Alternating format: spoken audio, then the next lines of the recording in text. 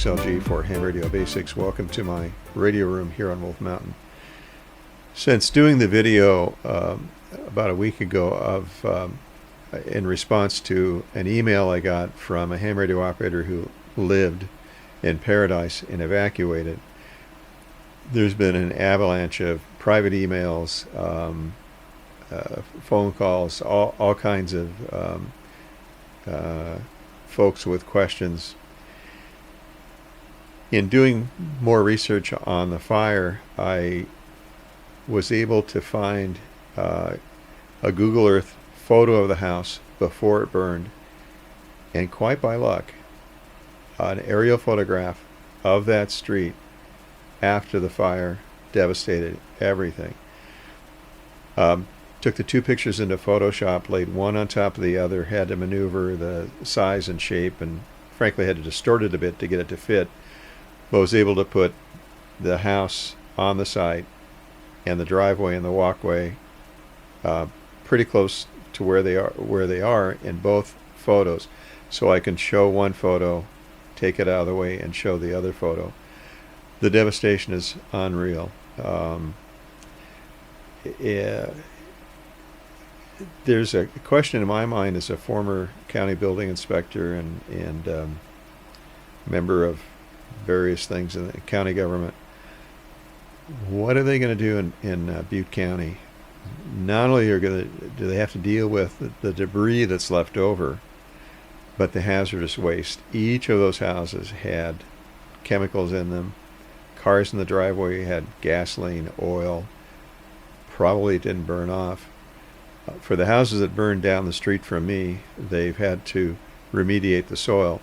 It looked to me like they scraped off surface soil and did a lot of soil tests. There were flags all over those sites of where they had done samples, numbered little flags with locations, looking for hot spots.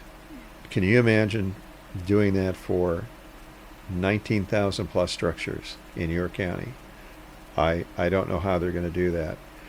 And where do you find a landfill that is lined and takes that kind of material, that hazardous waste, in that kind of volume? I have no idea. I don't know where that would be in the state, maybe out of the state. I think there were some places in Nevada that took hazardous waste. It's an unbelievably difficult thing. The folks who wrote to me, I've gotten a follow-up email from them. They really did just make it out. In researching why they weren't given notice to get out, and we weren't either when it happened to us, it turned out that something like 95% of the cell phone communications in the county were almost immediately down. Only 6% of those who were sent messages to evacuate got the message. The rest of them were lost. The 911 dispatchers, there were 2 on duty. Immediately they were overwhelmed. The system failed. Communications in the county just flat didn't work. It did for CAL FIRE and the fire departments communicating with each other. They did a remarkable job. They did an amazing job.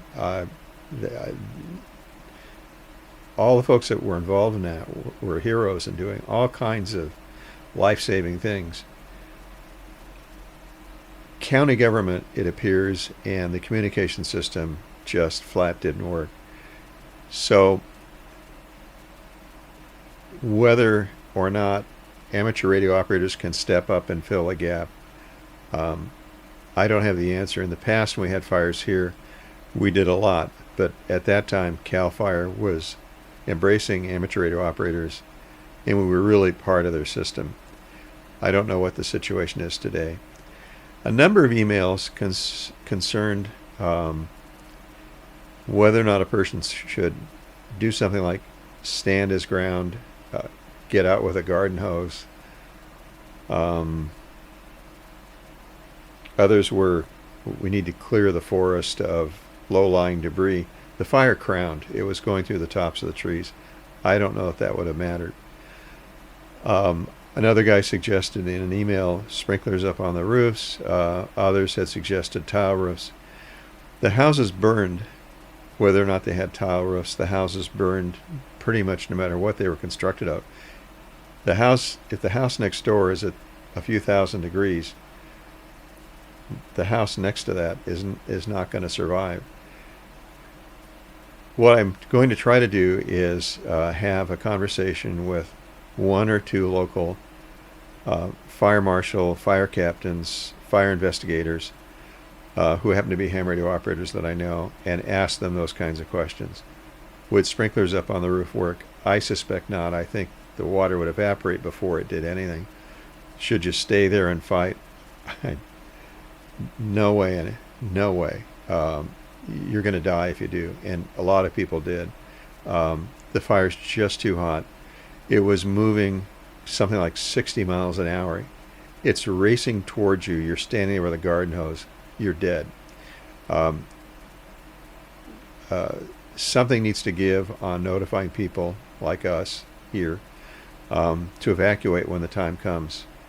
In our case, it was the middle of the night. Yeah, same thing with these folks. It was at a time when they wouldn't normally be up and around. Other folks have asked if they can help out the ham radio operator, and I don't know the answer to that. And I haven't given his name, his location. On the pictures I'm going to show you of the street, I've obliterated the street name. Anything that might give you reference as to where they are. I'll leave it up to them. If they've gotten something going for donations, I'll let you know. I've got the feeling they're doing this pretty much on their own, and they're going to be successful at it. They really seem like they've got it together, and they're moving on with rebuilding their life. At 76 years old, I can't imagine how they're doing that, but in the emails, they certainly seem positive about getting going. It would also be interesting to hear from them about what their plans are. Do they plan to stay on that site? Do they plan to go somewhere else? To fix that area, decades. It's devastated. Back out in the photograph of the fire. I don't know. It looks like it could be a 10-year struggle to get some kind of normalcy.